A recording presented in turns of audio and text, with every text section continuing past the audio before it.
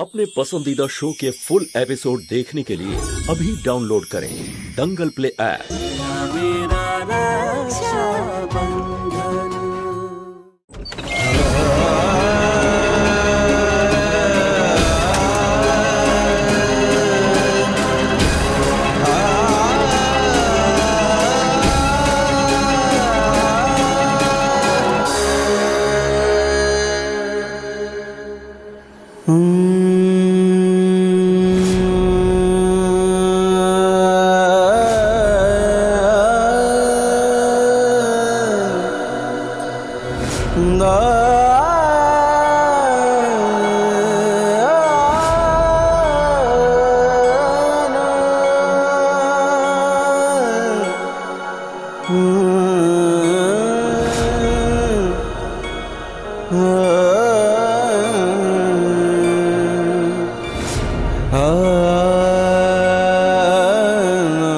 এইটুকু ছিল রশনি যখন আমি মায়ের মতো ওকে সামলেছি। ওকে যখন রূপকথার গল্প শোনাতাম ও আমার এই আঙুলটা মুঠো করে ঘুমিয়ে পড়তো।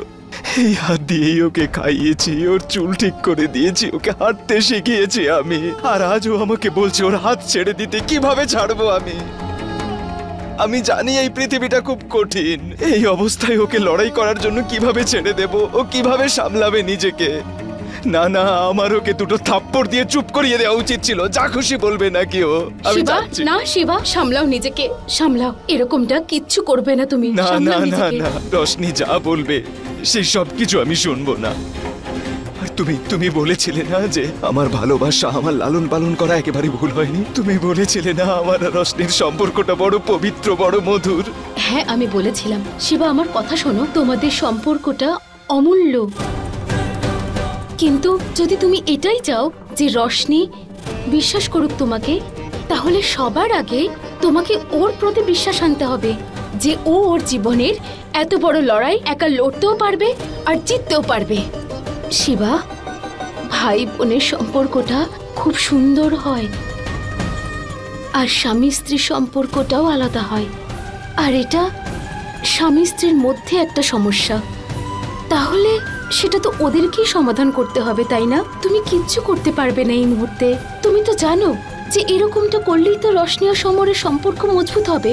না, রশনি যদি লড়াই করতে চায় তো লড়াই করুক, আমি ওকে আটকাবো না।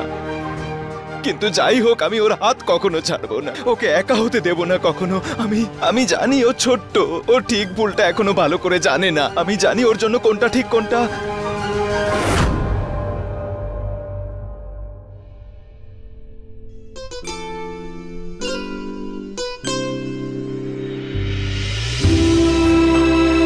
কনক, এই তারিখটা দেখছো? এই তারিখেই আমরা জানতে পেরেছিলাম রশনি এবার মা হতে চলেছে। আর আমি ওই দিনই ভেবেছিলাম যে যখনই এই তারিখটা আসবে না, আমি সেই বিশেষ দিনটাকে পালন করব। আজ আমি,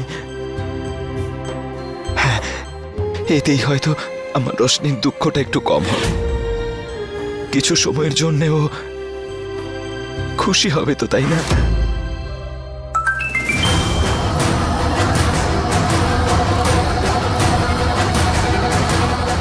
ঘন্টার মধ্যে পাঠানো অ্যাড্রেসটায় পৌঁছো, না হলে না আসার কি পরিণাম হতে পারে সেটা তুমি খুব ভালো করেই জানো।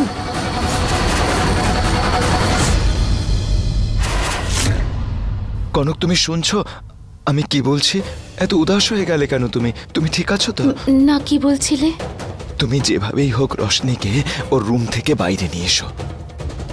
বাকি সব আমি সামলাবো। আমি গিয়ে ওর সবচেয়ে পছন্দের ওই কেক নিয়ে আসছি। তুমি এটা নাও, আমি এক্ষুনি আসছি, এসে বলছি তোমায়।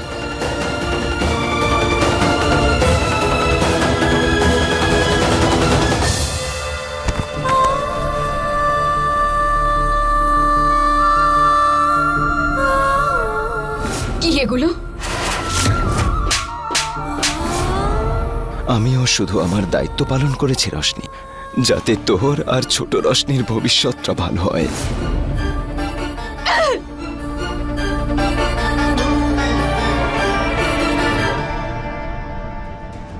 দাদা, আমি তোমার এত বড় আত্মত্যাগকে এভাবে নষ্ট হতে দেব না।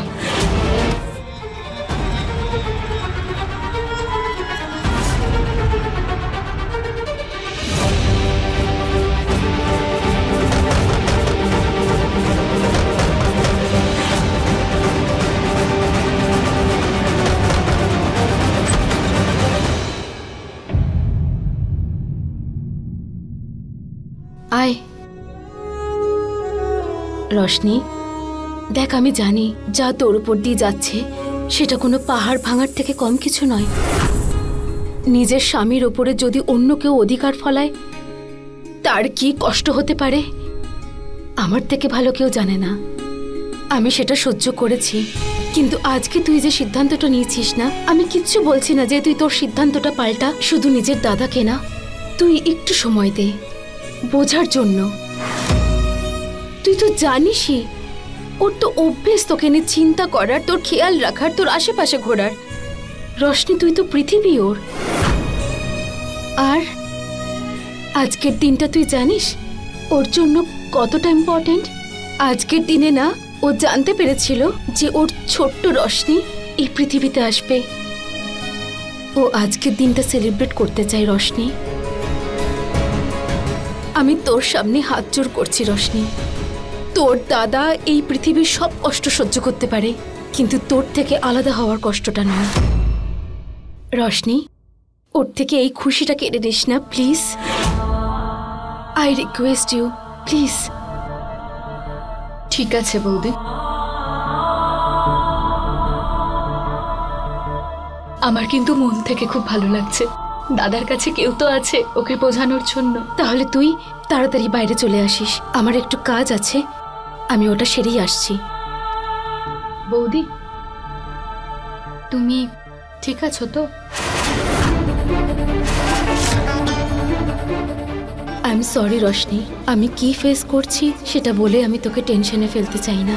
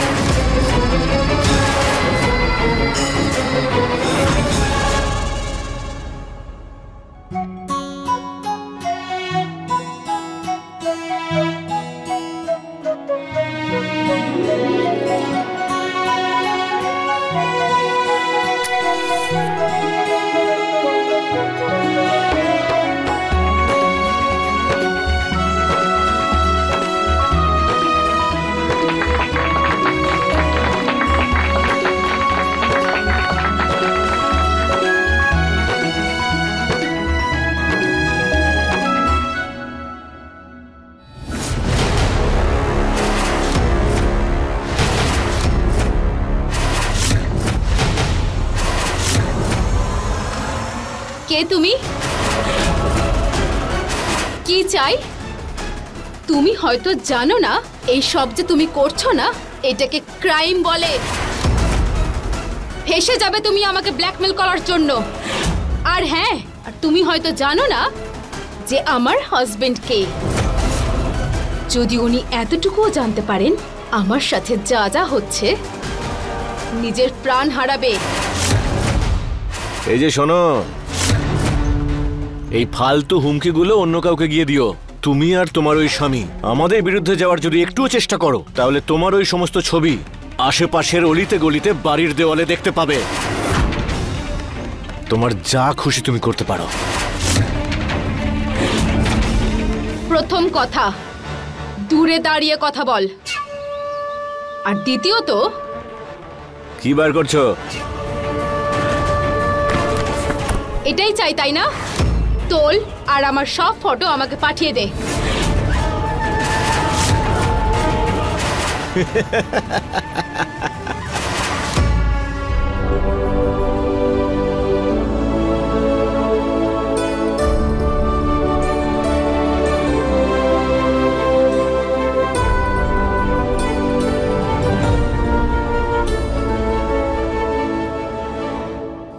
তুমি এটা ভেবো না যে আমাদের মধ্যের ব্যবধান মিটে যাবে।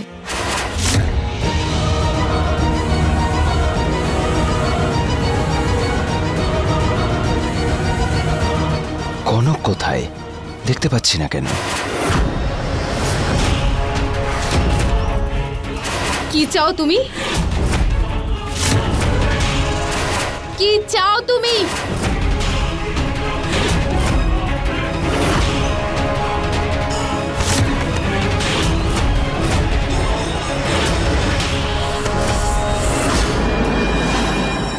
এই ওঠ, ছাড় ওঠ, আমাকে! ওঠ বলছি। হ্যাঁ, চল আমার সঙ্গে। ছাড় আমাকে!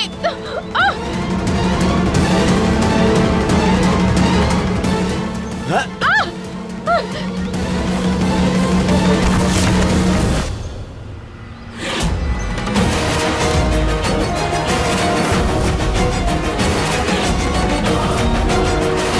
কাছে আসবে না আমার,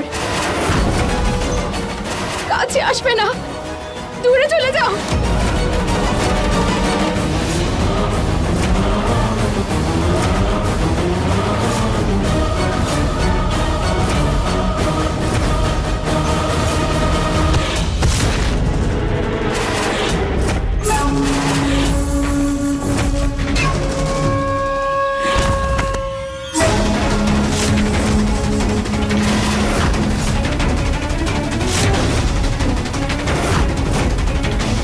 কি এমন কাজ এসেছে কনক দেবীর যে আমাকে না বলে চলে গেছে?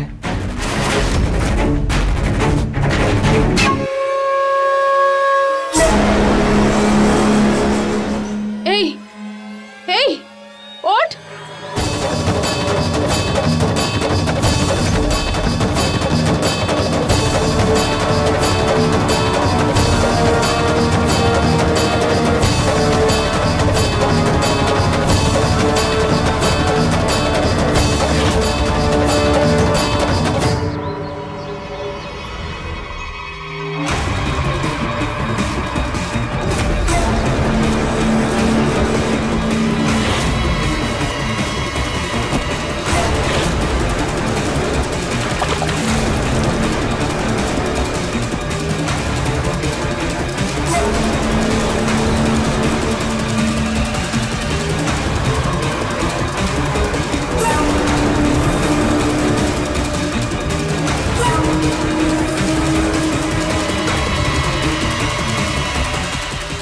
মোবাইল, আমার ফোন কোথায়?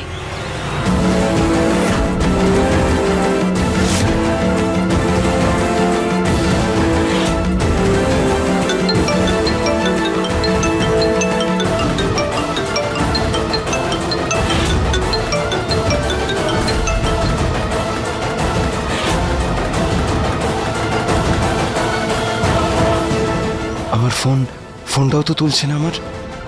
কি হচ্ছেটা কি?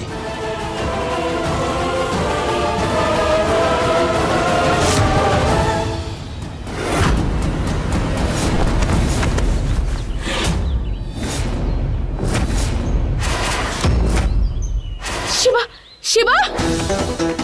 কনক, তুমি এখানে কি করছো? আমি কখন থেকে তোমাকে খুঁজছিলাম, কোথাও দেখতে পাইনি। তুমি এত ভয় পেয়ে আছো কেন? সব ঠিক আছে তো? হ্যাঁ, একদম ঠিক আছি আমি। চলো বাড়ি যাওয়া যাক। না, তোমাকে দেখে মনে হচ্ছে না তুমি ঠিক আছো। কি হয়েছে কি?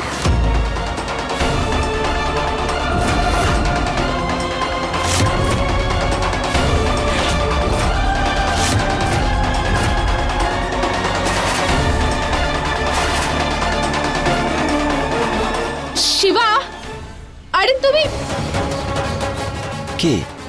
ওখানে কোথায় যাচ্ছ?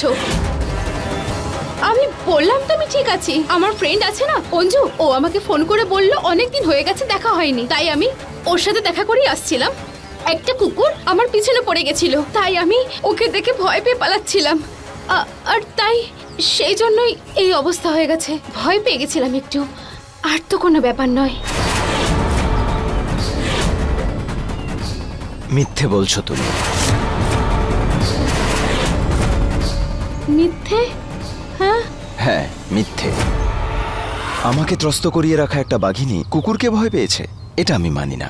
আর যদি এমনটা হয় তাহলে বলো কুকুরটা কোথায়? ওকে আমি একদম দাঁড়াও। শিবা, তুমি কুকুর খুঁজতে যাবে? চলো না বাড়ি, হয়ে গেছে, আমার ভয় কেটে গেছে, চলো। আরে তোমাকে সমস্যায় ফেলছে, আমি যাচ্ছি। দেখো আমি ওর কি করি। শিবা চলো।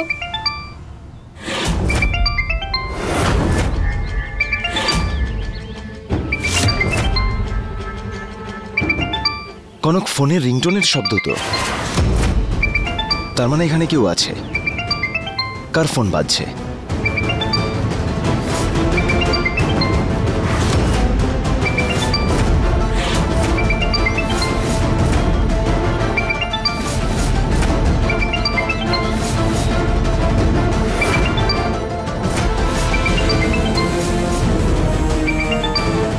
তোমার কি দরকার? যে কোনো কারোর ফোন হতে পারে, চলো এখন। আচ্ছা, ফোনটা তো নেই, যদি অন্য কারো ফোন হয়।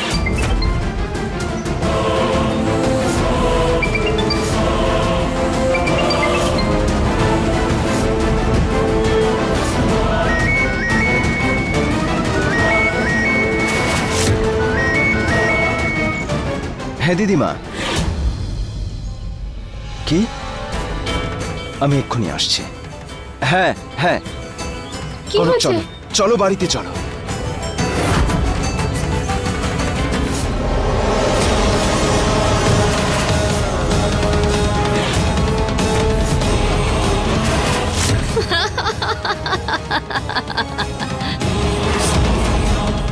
চাঁদনি যখন প্রতিশোধ নেয় তখন সে নিজের শত্রুকে এমন ছোবল মারে যে তার জল চাওয়ারও ক্ষমতা থাকে না। শিবরাজ উমেদ প্রতাপ সিং, এবার তুই দেখ কি করে আমি তোকে আমার পায়ের তলায় এনে ফেলি।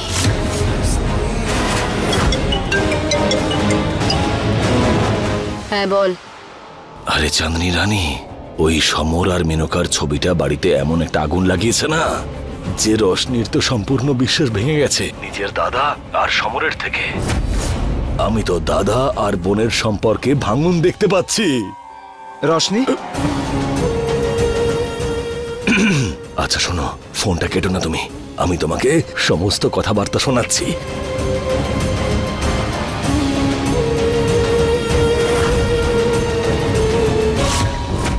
রশনি, কি করছিস কি তুই? সেটাই যেটা আমার আগে করা উচিত ছিল। রশনি, তুই যদি আমাদের ওপর বিরক্ত তাহলে আমাদের সাথে কথা বল। এইটুকু ছিলি তুই, এই হাত দিয়ে তোকে আমি খাইয়ে দিতাম রে। আর আজ তুই এত বড় হয়ে গেছিস যে তোর দাদার হাত ছেড়ে তুই রান্নাঘর আলাদা করছিস, দাদাকে আলাদা করে দিচ্ছিস তুই।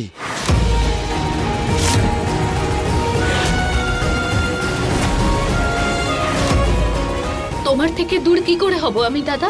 আচ্ছা, হচ্ছিস না তো?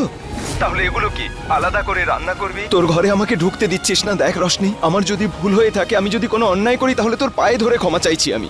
কিন্তু এসব করিস না। ক্ষমা চাইবো? ঠিক আছে, ক্ষমা চাইছি। না না, ক্ষমা করে দে আমাকে। আমি যদি কোনো ভুল করি তাহলে আমাকে না, ক্ষমা দাদা। করে দে।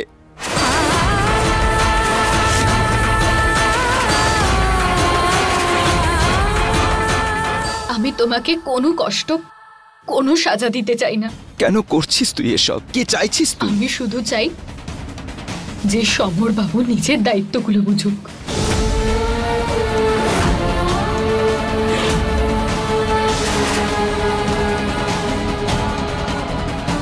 আর কিছুদিনের মধ্যেই উনি একজন স্বামীর সাথে সাথে একজন বাবাও হবেন। তুমিই বলো, আজ পর্যন্ত উনি নিজের কোনো দায়িত্ব পালন করেছেন?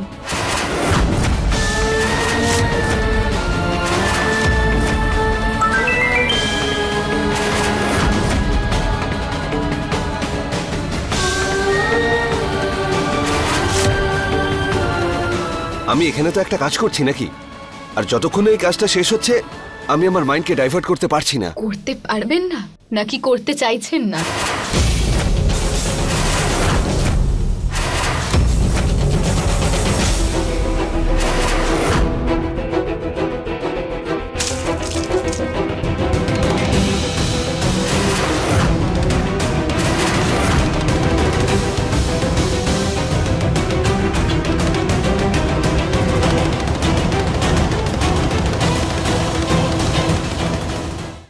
রশনি, সমর পরিশ্রম করছে, চেষ্টা করে যাচ্ছে, ওকে আর একটু সময় দে, তবেই তো ও কিছু করে দেখাবে। সময়ের অজুহাত আর চলবে না দাদা।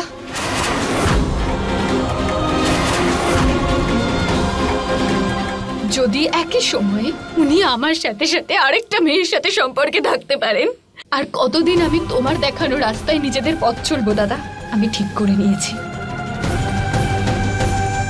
এবার যতদিন না সমরবাবু কোনো রোজগার করবেন আমি কিচ্ছু খাবো না, অভুক্ত থাকবো।